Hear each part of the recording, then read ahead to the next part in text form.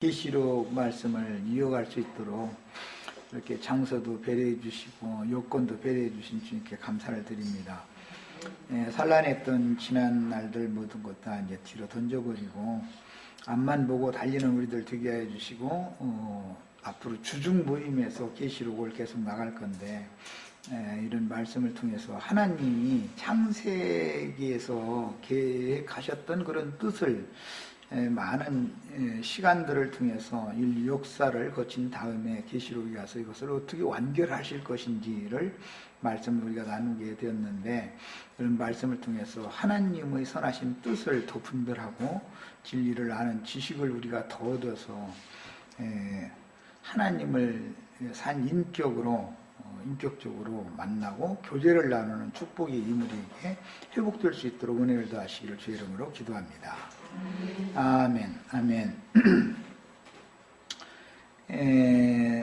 오늘은 이제 이어나가는 말씀이니까 계시록 6장 9절부터 17절까지 성경의 흐름을 이해를 돕기 위해서 같이 읽고 우선 9절에서 11절 사이에 있는 말씀을 간략하게 요약을 하고 마무리 단락 6장을 이렇게 나아가도록 그렇게 하겠습니다.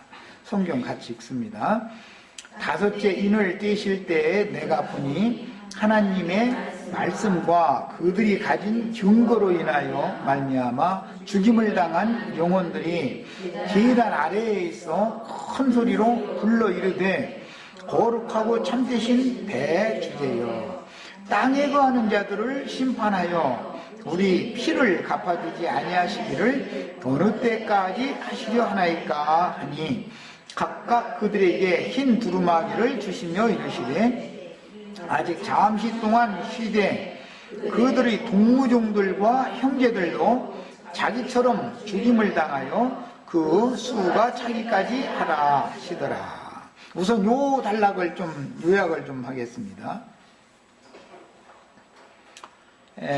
계시록 이제 7인, 그 다음에 7나팔, 7대접으로 이렇게 요약을 할 수가 있는데, 7인 중에 처음 4인과 뒤에 3인이 이게 합해가지고 7인이 되어져 있다는 것은 이미 말씀을 여러 번 나눴고, 오늘 읽은 말씀 보면 이제 나중 3인에 관한 내용의 첫 번째가 5째 인인데, 5째 인, 6째 인, 7째 인은 앞에 4인과 합해져서 7인을 이루게 됩니다. 7이라는 것은 완성으로 가는 과정에서의 완전수이기 때문에 완성은 12로 완성을 하지만 완성으로 가는 과정에서는 7이라고 하는 과정의 완전수라고 흔히 말하는 그 수가 인용이 됩니다. 그런데 처음 4인과 구분이 되는 것은 처음 4인은 4생물들이 첫째 인을 뗄 때는 첫째 생물이, 둘째 인을 뗄 때는 둘째 생물이, 셋째 인을 뗄 때는 셋째 생물이, 넷째 인을 뗄 때는 넷째 생물이, 이렇게 생물이 요한을 이리로 오라 해가지고 하나님의 보좌 앞에 불러가지고 하나님의 보좌에서 생물을 4생물 중의 하나가 이렇게 계시를 해주고 있습니다. 4생물은 여러분 말씀드리는 것처럼 예수님이 4생물입니다. 마태복음, 마가복음, 누가복음, 요한복음, 이렇게 4복음서로 예수님을 계시하는 것은 예수님이 창세기에서는 모든 생물을 다스리게 하자 이렇게 표현했는데, 그게 땅에 하늘과 땅의 모든 생물 전체를 대표하는 건 예수님이죠. 그러니까 골로새서에 보면 그리스도 예수를 위하여 그분 안에서 그분으로 말미암아 창조되었다. 그분을 위하여 창조되었다 그랬어요. 예수님이 어떤 분인가를 알려면 4생물을 알아야 되는 것이죠. 에스겔서에서는 그룹이라고 그랬어요.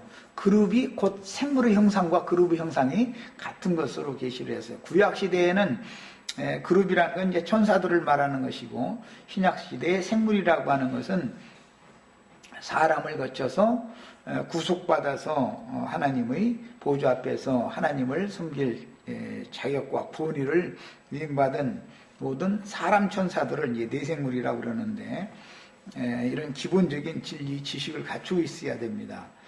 앞에 네 인을 뗄 때는 네 생물을 통해서 뗐고, 다섯째 인, 여섯째 인, 일곱째 인, 나머지 세 인을 뗄 때는 네 생물이 보여주는 것이 아니고 전혀 다른 내용으로 전개가 되는 걸 볼 수가 있어요. 다섯째 인을 떼실 때 내가 보니, 여기서는 네 생물 중 하나가 말하는 것이 아니죠, 이제.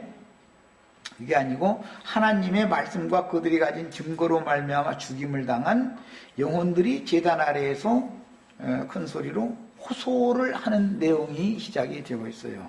그러니까 이 사람들은 내 생물인 그리스도로 말미암아 구속받고 하나님의 세계를 소망 삼아서 이 생에 사는 동안은 자신의 그 영혼,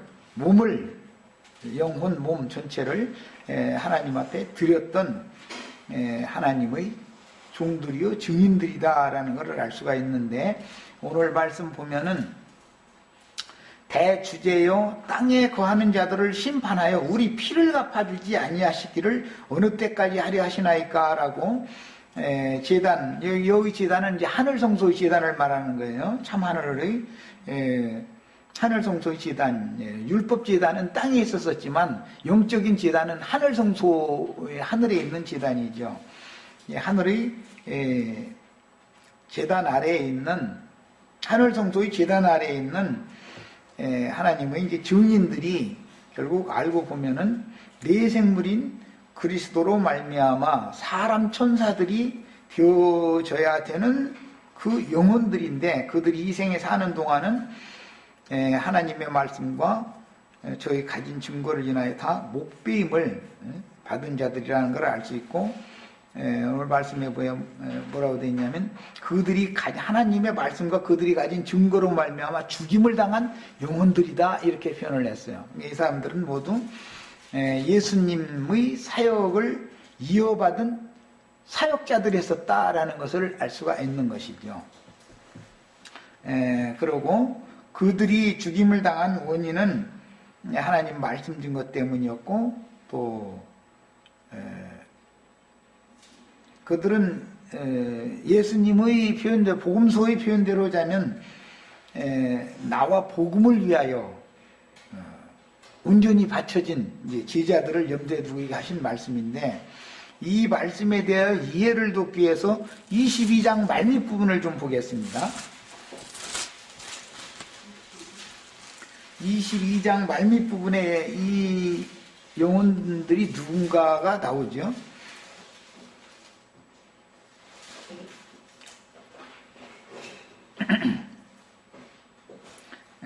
8절 9절 봅니다. 이것들을 보고 들은 자는 나 요한이니 내가 듣고 볼 때 이 일을 내게 보이던 천사의 발 앞에 경배하려고 엎드렸더니 그가 내게 말하기를 나는 너와 네 형제 선지자들과 또 이 두루마리의 말을 지키는 자들과 함께 된 종이니 그리하지 말고 하나님께 경배하라, 이렇게 표현했어요. 여기 보면은 동무종들 11절에 그렇게 나왔죠. 각각 그들의 흰 두루마기를 주시며 이르시되 아직 잠시 동안 쉬되 그들의 동무종들과 형제들도, 여기 종들 얘기가 나왔어요. 자기처럼 죽임을 당하여 그 수가 차기까지 하라 하시더라 그랬어요. 7장에 보면 이게 입맞은 자들이 나오는데 이어지는 말씀이에요. 저 뒤에 보면 그들이 다 하나님의 종들이라고 이렇게 되어 있어요. 이것은 하나님의 사역을 위하여 하나님께로부터 위임, 제사장, 복음의 제사장으로 위임받은 말씀을 맡은 종들을 말한다라는 걸 알 수 있고, 이 생에 그들이 사는 동안에 주님께서 그 아들 예수 그리스도께 주셨던 그 모든 계시들을 성령께서는 또 그 종들에게 주실 때 계시록 22장 그 오늘 읽은 10절 그 말씀에 의하면은 예수의 증언을 받은 내 형제들과 같이 된 종이다. 요한에게 이 계시를 보여준 천사도 종했다 이렇게 말하잖아요. 그러니까 이 천사는 지음받은 천사였지만 요한은 사람 천사잖아요. 이 차이를 잘 이해하시면 되겠어요. 이미 우리는 뭐 이 문제 때문에 그런 건 아니고 천년 통치 문제 때문에 지음받은 그 천사들 이 생에서 우리에게 철장 권세를 그 천사들을 통해서 하나님은 행하신다. 이거 이미 말씀드렸고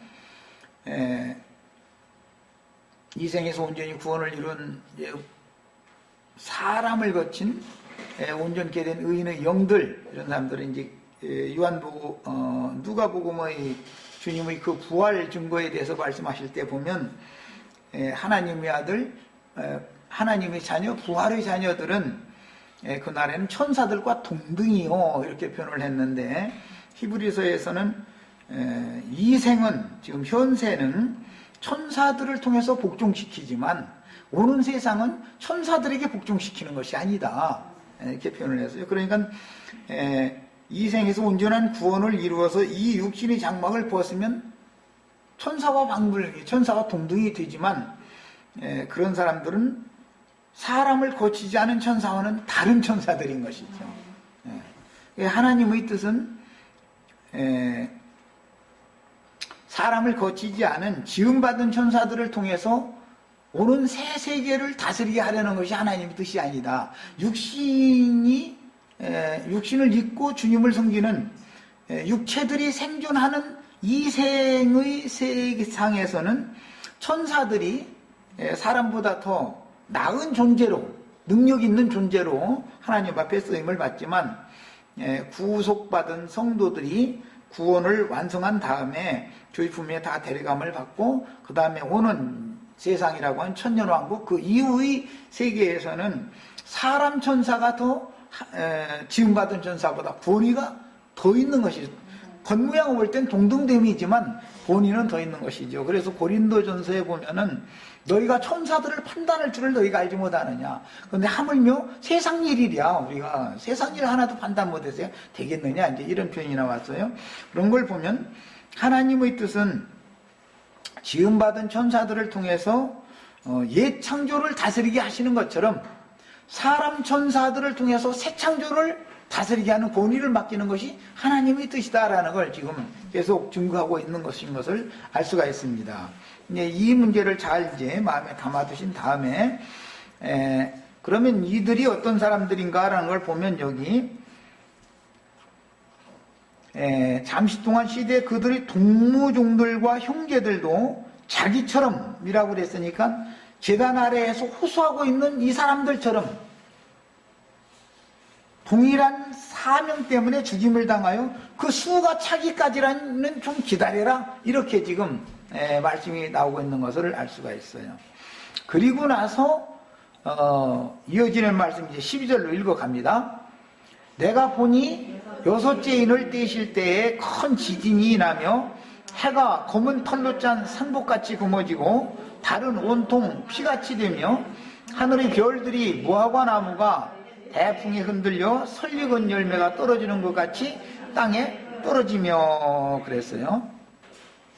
앞에서 다섯째인 때는 그 수가 차기까지는 기다려라 이렇게 말했고 수가 채워진다는 뜻은 하나님의 말씀과 자기가 가진 증거를 인하여 목배임을 받은 자의 수가 채워진다는 걸 말하는 건데 하나님의 말씀과 저희 가진 증거를 인하여 목배임을 받는 것을 여섯째 인에 가서는 뭐라고 말하냐면 하늘의 별들이 무화과 나무가 대풍에 흔들려서 설익은 열매가 떨어지는 것 같이 떨어진다 표현을 이렇게 했어요.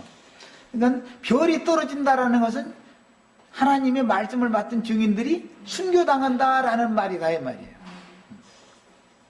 앞에서는 죽는다고 돼 있죠. 죽임당한 자의 수가 차기까지니까. 그런데 여섯째 인에서는 이것을 설명을 할 때 하늘의 별이 떨어진다라고 표현을 했어요. 야, 그러니까 하나님의 말씀을 맡은 종들은 영적인 관점으로 보면은 하늘의 별들인 것이고 육신적인 관점으로 보면 그냥 사람인 것이죠. 사람의 관점에서는 죽임당하는 것이고 별의 관점, 하나님의 관점으로 보면 별이 떨어지는, 육체가 죽임 순교를 당한다는 것은 별이 떨어지는 것으로 본다, 이런 말이에요. 이제 이렇게 이해를 하시면 되겠어요.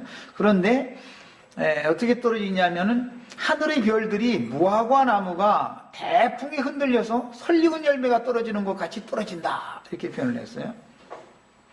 뭐 우리나라도 엊그제 이제 태풍 지나갔는데, 태풍이 지나가면은 과수원들이 많은 피해를 입죠. 과일들이 떨어지니까. 여기서 보면은 무화과 나무가 대풍이 흔들려서 무화과가 아직 완전히 익지 않았는데 떨어지는 모습이다, 이 말이죠. 이렇게 표현해놨죠.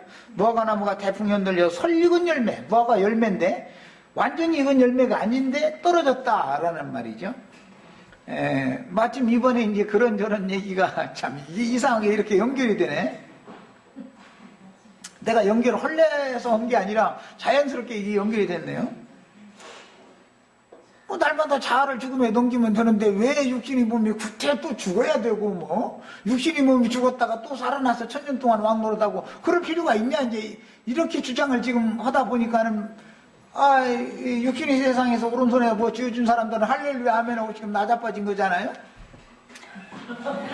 그런데 사람의 구원이라는 것은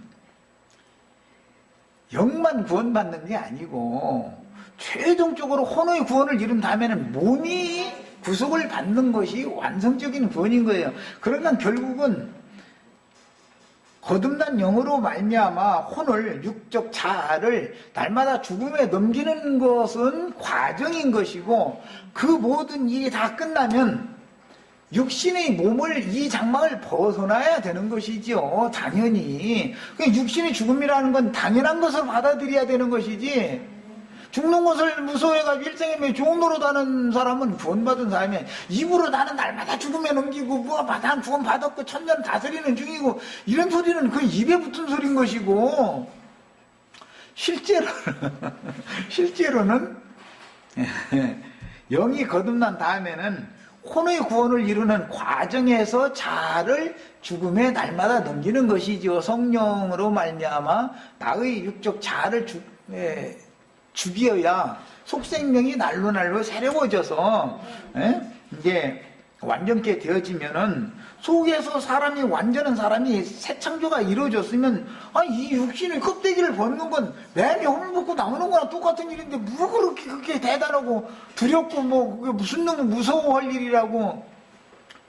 그건 무서워할 일이 아니고 너무나 자연스러운 현상인 거예요. 그거는 우리 속에서 속생명이 날로 새로워져서 완성이 되었으면 빛의 아들로 완전한 빛 가운데서 빛의 세계에서 살 수 있는 그런 신령체가 속에서 이루어졌으면, 덧입혀졌으면, 아니 어둠의 세상, 죽음의 세계를 살고 접촉하면서 살아야 되는 육신의 껍데기는 당연히 벗어나야 되는 것이지, 그게 뭐 그렇게 그게 어려운 일이에요. 그건 진리를 너무 왜곡하고 있는 거예요. 그런 말이 또 할렐루야 한다는 것도 그 이상한 거고, 사상 자체가. 또 그런 사고를 갖고 있다는 것도 이건 말도 안 되는 소리인 거고, 구원의 도를 너무 모르는 말이고. 그런데 이제 중요한 것은 이거예요. 바람이 꼭 불어야 되냐라는 이제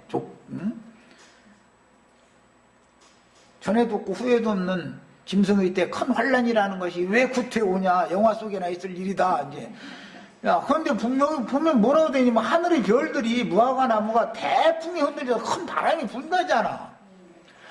큰 바람이 불어야 설익은 과실이 떨어진다라는 것은 아직 살 날이 창창한데, 그 말이 이제 설익은 과실이니까. 감나무에 보면은 홍시 됐으면 샤이 뚝 떨어지죠. 그런데 아직 홍시가 되기 전에는, 벌레 먹어서 떨어지기 전에는 딱 달라붙어 있다고. 그 감꼭지 한번 비틀어 따본 적 있어요? 한번 그거 따보세요. 뚫어서 먹지도 못해 그거. 예. 그런데도 불구하고 그렇게 단단하게 나무에 결탁되어 있는 과실인데도, 선과실이잖아요. 안 익은 과실이니까. 그런데도 바람이 얼마나 세차게 불었으면 그게 떨어졌겠어 지금. 이렇게 비유를 해가면서 이것은 하늘의 별이 떨어지는 거다, 이렇게 표현을 했다 이 말이에요. 그러면 성경에 하나님께서 바람을 불지 말라 하면 안 부를 것이고, 이제 때가 됐으니 바람 불어라 하면 불 것이지. 그런 환란이 영화 속에나 있느냐 마냐 이렇게 한다 해서 사람이 그 말한다 해서 없어지는 것이 아니잖아. 성경이 있다고 믿는 거지. 지금은 세상 나라가 모든 게 중내산에 해도 산속에 경치 좋은데 강가에 이런 데 가면은 다 먹고 마시는 음식점이야. 판차 아주. 지금은 그러면서 다 죽겠다는 거요. 자기네들 욕심같이 안 된다는 뜻이지. 30년 전 40년 전 6.25 전쟁 그때 굶고 지금 그렇게 만들어 놓으면 다 자살하지. 살 사람 몇 사람 안 될 거야 아마. 이래가지고 어떻게 사냐고. 아마 청와대 날마다 데모에 싸서 대통령 허도 묻을 거야 아마. 대통령이 자기 굶겨 죽인다고 생각해가지고. 고급 음식점마다 사람이 자꾸 넘쳐요. 그런다는 뜻은 살기가 너무 좋아졌다는 뜻인 거예요 사실은. 이러다 보니까 태풍이 불겠냐 이 말이요. 그들의 생각에는 지금 이 상황이 이런데, 민주주의가 이렇게 발달하고 모든 조건이 이렇게 다 좋고 이런데 무슨 놈의 말에 큰 환란이라는 게 있냐 이런 생각이에요. 이거는 하나님의 경륜을 몰라서는 생각인 거예요. 그렇지 않아요. 주님은 인간의 생각으로 늘 평안하다 안전하다 할 그때 호련히 임산한 여인에게 해산날이 덫과 같이 이르는 것처럼 반드시 정한 대로 되는 거예요. 만약에 지금같이 이런 불의불법한 사람들이 득세하고 판을 치는 세상이 앞으로도 계속된다면, 태풍이 불어가지고서 예기치 않은 어떤 큰 사건들이 벌어지고 예언과 같이 세상 나라가 심판받고 주와 그 그리스도의 나라가 되는 소망이 없다면 우리가 이 세상에 살 필요가 없어요.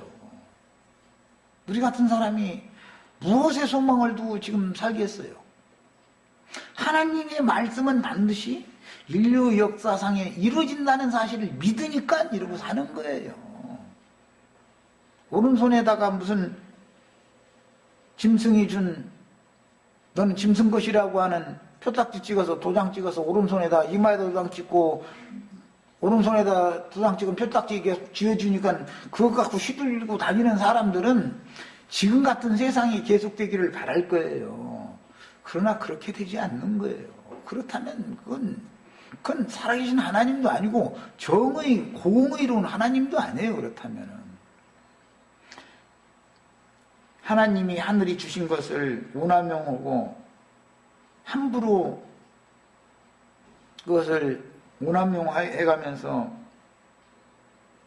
고난받는 사람들한테 그 눈에서 쓴 눈물 흘리게 하고 거기서도 가책도 받지도 않고 이런 사람들이 계속 판을 치는 세상이 계속된다면 하나님은 존재 가치가 없는 거죠. 그런 건 있을 수가 없는 거예요. 세상 나라의 심판을 위해서는 먼저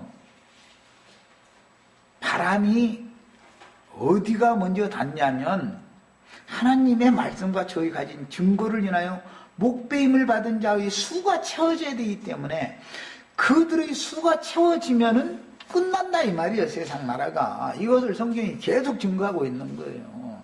그래서 나는 몇십 년 전부터 20여 년도 넘었어요. 그때부터 난 솔직히 여기에 목숨 걸었어. 난 기왕이면 말이야. 하나님의 말씀과 저희 가진 증거를 인하여 목배임을 받은 자의 수에 난 들어가길 원한다. 왜? 계시록 20장 4절에서 6절 사이에는 그들이 첫 번째로 죽었는데 살아나가지고 천년 동안 왕노릇 하는 자들 중에 첫째가 이 사람들이니까 난 이걸 원한다. 여러분들도 나와 같이 다 이걸 추구하자 말이야. 그렇다고 해서 꼭 선과실이 떨어지는 것만은 그렇게 안 될 수도 있다. 요한사도나 바울사도나 이런 사람들은 100세 가까이 살았어요. 그럴 수도 있고 에녹 같은 경우, 엘리야 같은 경우는 살 날이 창창한데도 중간에 데려갈 수도 있어요. 예수님 34세면 청년이에요. 청년. 뭐 80에 데려간 게 아니잖아요. 그렇게 데려갈 수도 있어요. 주님의 제자들이라 해가지고 다 선과실이 떨어진 것처럼 다 그렇게 떨어진 건 아니에요. 스데반이 표적으로 설날이 상창한 사람인데 선과실을 떨어뜨렸잖아요.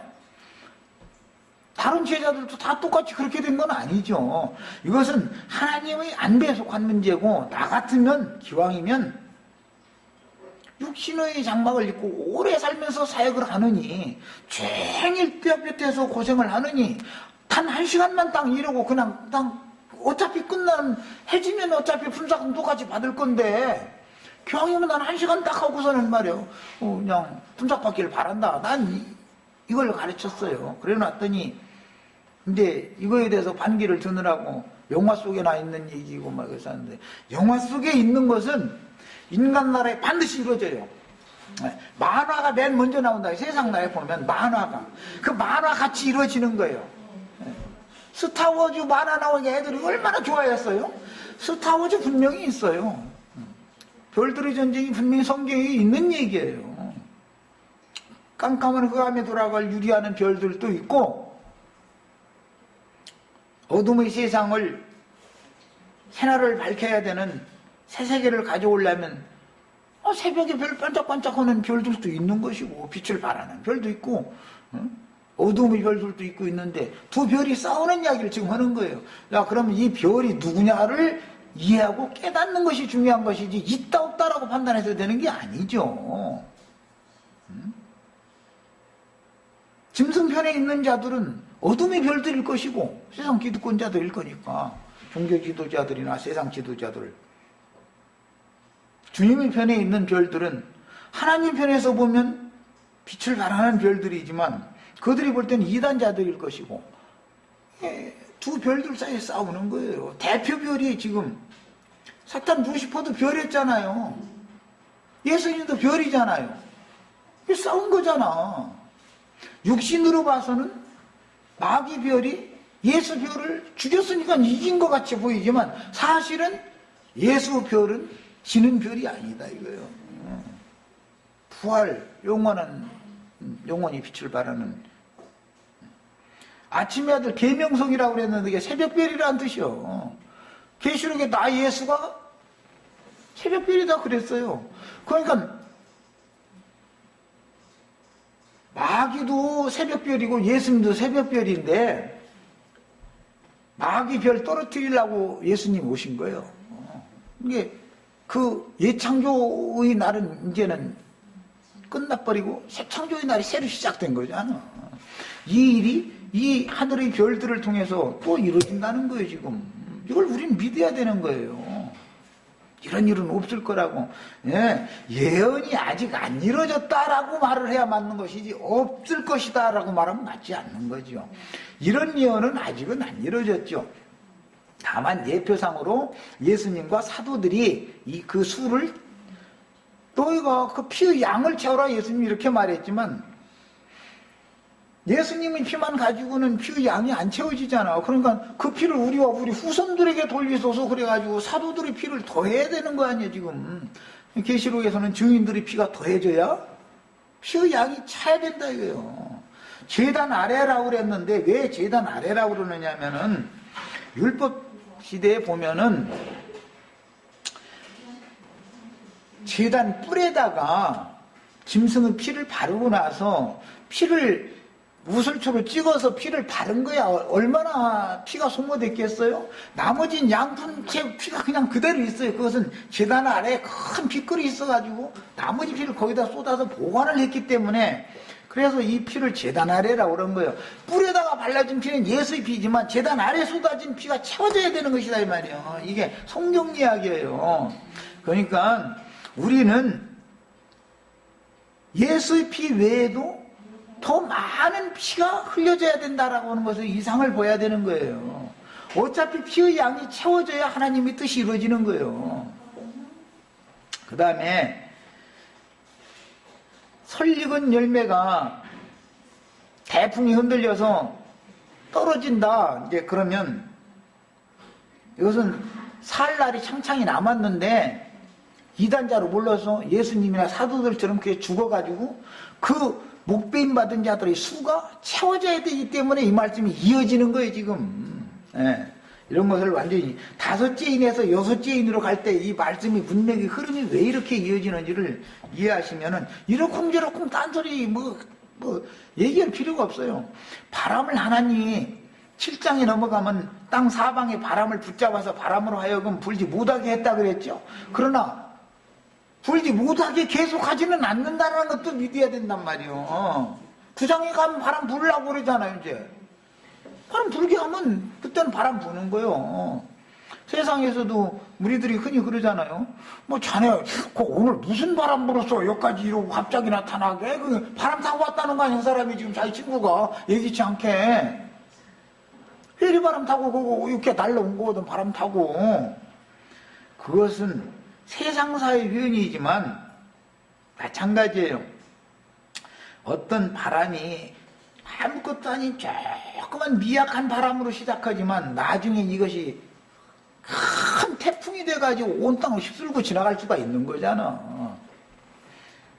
2차 대전 때 히틀러라는 사람이 유대인들을 600만이나 죽였어요. 나중에 해교도인들이 일어나가지고 아르메니아 사람들 참 그리스도인들을 500만이나 죽였어요. 이런 일이 1년 전까지도 사람들이 전혀 상상도 않고 있었어. 1년 전은 무서웠죠. 몇 달 전까지도. 그런 일이 있을 거면 꿈에도 생각도 안 난 거예요. 그러나 하나님께서 그 바람을 허락하시면은 아무것도 아닌 것이 뭔가 사단이 꼬다리가 돼가지고서는 그런 어마어마한 피의 강수를 이루는 사건이 일어난단 말이에요. 지금 세대가, 이 시대가 좋다 해가지고서 사람들이 그런 일이 일어나겠느냐고 말이에요. 짐승대라는 게 있겠느냐고. 아니, 성경이 기록됐기 때문에 우리는 일어날 것이라고 믿는 것이지, 사람이 있다고 한다 해서 그게 있고, 없다고 한다 해서 없어지고 이런 건 아니잖아. 중요한 것은 하나님의 말씀과 저희 가진 증거를 인하여 죽임을 당한 그 수가 채워지는 것이 중요한 것이지, 이 수가 채워지면 이 일이 이루어진다 이 말이잖아. 지금 그 수가 차기까지만 하라 그랬잖아요. 수가 채워지면 이 일이 일어난다 이 말이에요.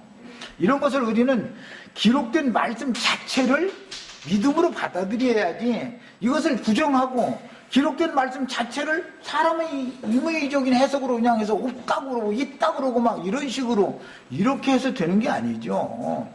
아직 이루어지지 않은 것들이, 이런 사건들이 있지만 이것도 분명히 우리 세대에 꼭 이루어질 수도 있고 다음 세대에 이루어질 수도 있고, 그것은 우리는 모르지만 분명히 기록되어 있으니까 이게 이루어진다. 이미 이루어진 것들도 있고 이루어지지 않은 사건도 분명히 온다라고 믿어야 된단 말이죠. 이건 믿음의 문제인 것이죠.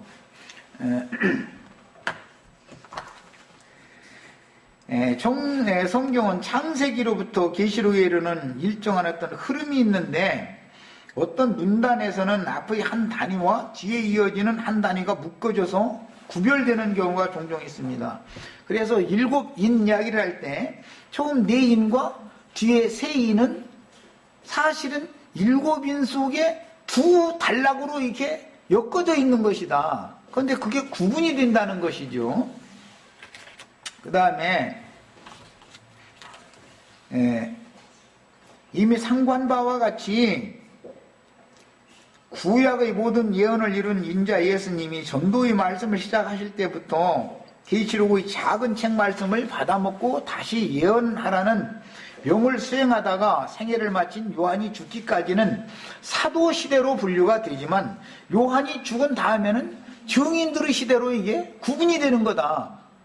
사도 요한도 주의 증인이었잖아요. 오늘 5째인 때에 복무종들은 이미 앞서서 죽어서 제단 아래에서 호소하는 영혼들이 있었죠. 그런데 별이 떨어지는 얘기로 이어지니까 나눠지고 있는 것이죠. 그렇지만 그들은 똑같이 하나님의 말씀과 저희 가진 증거 때문에 이 일을 당하는 면에서는 같은 것이다 이 말이에요. 하나님의 말씀을 전하는 사명을 맡았기 때문에 이런 일을 당한 거예요. 그런데 그 수가 앞에 제단 아래에서 지금 호소하는 자들이 있고, 그 호소를 하나님이 기도를 들으시고 호소를 들으시고 잠시 기다려라. 언제? 그 수가 차기까지 기다리라면 그 수를 채울 자가 뒤에 있을 거 아니겠어? 이게 합쳐져서 하나님의 인이 완성되는 것이다. 이런 내용이다. 내용이라는 게 성경이. 그러니까 앞선 증인들이 순교자들이 있었는데 꼭 우리가 구태여 또 순교를 해서 우리까지도 그렇게 해서 이 육신이 죽어야 되냐 말이요. 그것은 사람의 생각이지 혹시 내가 그 수에 들어가지 않으면 다른 누군가가 그 수에 들어가서 영광에 먼저 들어갈 수 있을 거 아니야. 나는 그거 자리를 뺏기고 싶지 않다 이 말이요. 우리는 기왕이면 말이요. 예수를 믿으면 그 수에 내가 들어가기를 주구를 해야 맞은 것이죠. 우리 세대에서 이 일이 안 이루어지고 다음 세대에 이루어진다 할지라도 우리의 신앙 자세는 이래야 된다 이거예요. 자, 그 다음에 이제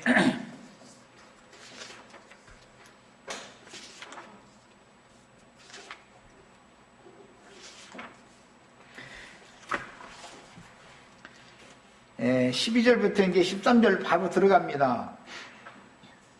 이 말씀은 여섯째 인을 뗄 때에 큰 지진이 났다 그랬어요. 이 지진 나는 이야기는 예수님이 부활하셨을 때 마태복음 27장 51절로 54절에 보면은 큰 지진이 났다고 그랬죠. 그래서 뭐 바위가 터지고 무덤들이 열리고 그래가지고 자던 자들이 많이 일어나서 거룩한 성에 들어가서 모든 사람들에게 보였다 이랬어요. 자, 이 말은 무덤이 열려가지고 거룩한 성에 들어갔다 그 말은 그야말로 개인적인 영이 거듭나는 부활을 말하는 게 아니죠. 이건 이미 영이 거듭나고 구원을 이루고 자기 세대에 각자 자기 구원을 이뤘던 사람들이 한 세대는 가고 한 세대는 가고 할 때 그 수가 거기서 주 안에서 자는 자들의 수가 채워졌다가 마지막 나팔 소리와 함께 단체적으로 부활되는 거잖아 지금. 그러니까 부활이라는 것이 개인적인 영이 거듭나는 부활만 있는 게 아니다. 주 안에서 자던 자들이 마지막 나팔에 함께 일어나는 부활이 또 있는 거다라는 것을 믿어야 되는 거예요 우리는. 그때 지진이 난다 그랬어요. 지진이 난다라고 이렇게 이런 표현들에 대해서 이해가 있으셔야 되고, 그 다음에 해가 총담같이 검어졌다 그랬는데 이 총이라는 말총이라고 할 때 말갈기라고 그러죠. 말갈기. 말그 등, 이 어깨에서 등 사이로 이렇게, 네. 이거 말총이라고 그래요. 그런데 이제 그것이 검은 털이기 때문에 이제 표시를 이렇게 한 거고, 온 달은 피같이 되었다 이랬는데, 이런 달이 피같이 된다는 건 요엘서 2장에서 이게 인용하는 말이고, 사도행전 2장에도 이 말씀이 또 이제 재용이 나왔는데, 해는 검어지고 어두워지고 달은 피같이 되고 이런 표현이 나왔어요. 이런 것은 해가 어두워졌다라는 건 예수님이 죽을 때 6시간 동안 해가 온 땅에 어두워졌죠. 해가 가려져. 이것은 어둠의 권세가 역사되는 때다 이 말이에요. 이것은 이제 계시록에서 9장에 무저갱이 열리면 무저갱이 사자가 올라와가지고 온 땅이 다 어둠이 천지가 된다는 거잖아요. 사실은 지금 보면은 지금도 이미 온 땅의 어둠이 지금 20년 전하고 지금은 비교도 안 돼요. 지금은 그냥 뭐 이런 얘기가 좀 그렇지만은 지금은 10대도 몸 팔아서 먹고 살는데 아이 그냥 있어 막 부모 오고 같이 사는 것 자체를 싫어해. 지금은 10대들도 겁이 없어. 그건 또 이상하게 마귀 새끼들은 그 일로 오라고 돈 하루에 몇십만 원씩 몇백만 원씩 막 번다고 막 이렇게 유혹을 하면 아이들은 단순하니까 속는 거예요. 아니 하루에 몇십만 원씩을 무슨 재주로 벌겠어. 죽으라고 이래. 몇만 원 버는 것도 힘드는 세상에. 그럼 아이들은 뭘 세상 돌아가는 이치를 모르니까 그냥 빨려 들어가는 거죠. 막 말려 들어가는 거죠. 이런 게 다 지금 벌써 온 세상이 빛보다 어둠이 지금 충만하다는 걸 보여주잖아 벌써.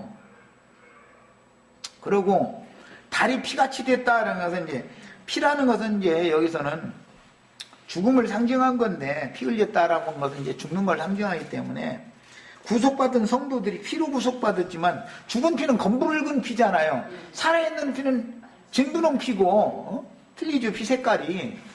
그런데 달이 핏빛같이 되다 죽은 피처럼 이렇게 검정피 이제 이런 피의 모습으로 이제 달이 이렇게 됐다는 것은 교회가 전부 타락했다 이 말이잖아. 세속화돼 버렸다 이 말이에요. 그리고 나서는 하늘의 별들이 뭐가 나무가 대풍에 늘려서 선과실 떨어지는 것처럼 땅에다 떨어졌다. 이것은 진리의 말씀을 맡은 증인들은 이단자로 몰려서 박해받고 죽임당함으로 그 동무종들이 수를 채운다 이 말이단 말이에요.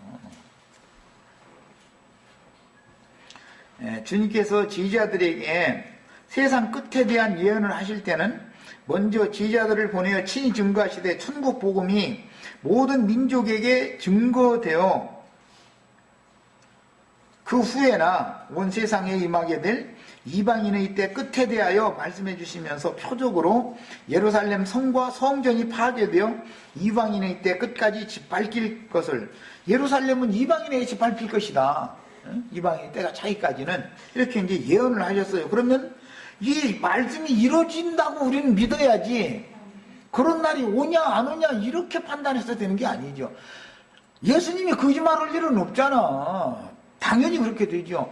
지금 이스라엘 나라의 예루살렘 성이 동예루살렘과 서예루살렘으로 나누어져 있어요. 서예루살렘은 뉴 예루살렘이라 해가지고 그 웨스트 방크라고 그래요.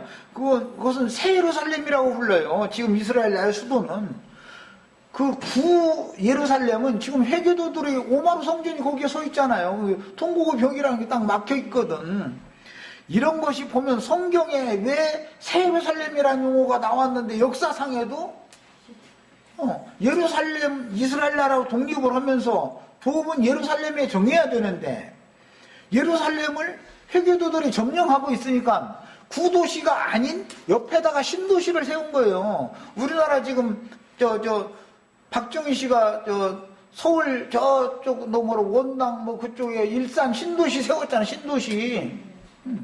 그런 것과 같은 거예요 지금. 그런데 똑같이 거기도 예루살렘이라고 불러요.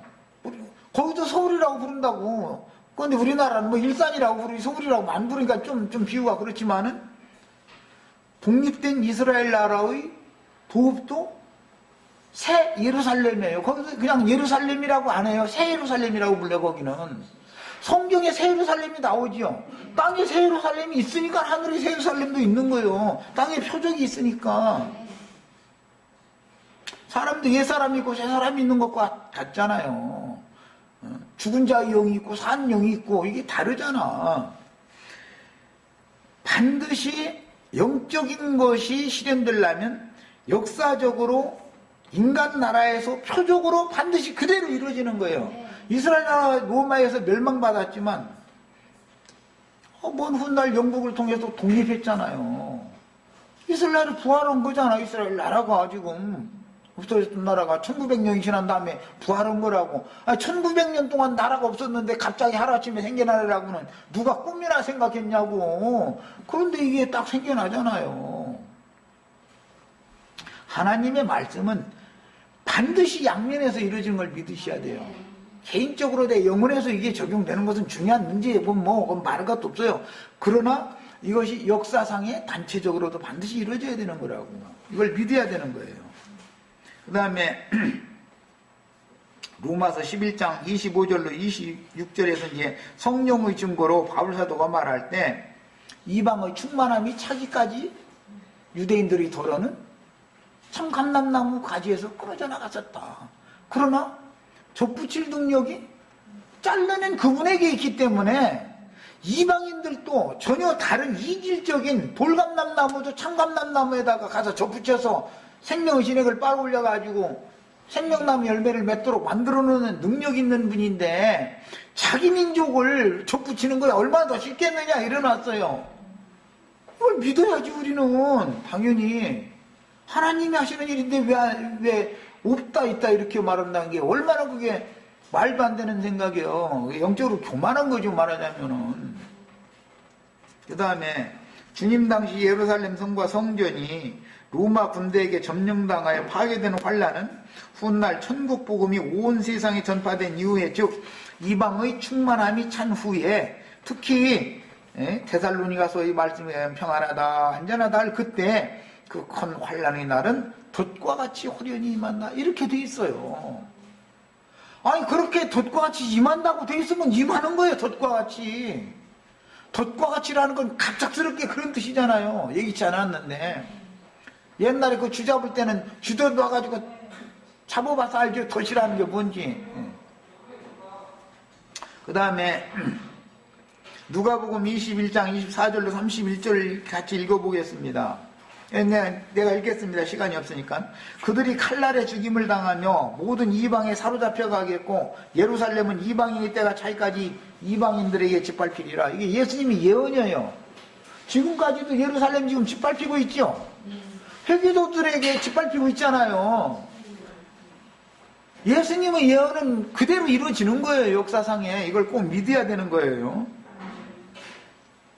뭐 시간이 됐으면 오늘은 여기까지 하고 이제 다음 시간부터는 본격적으로 이제 목요일부터는 이제 따뜻한 데 앉아서 오늘 좀 춘데 떨지 않아도 이제 정상적으로 계시록 집회를 이어가도록 하겠습니다. 오늘은 여기까지만 합니다.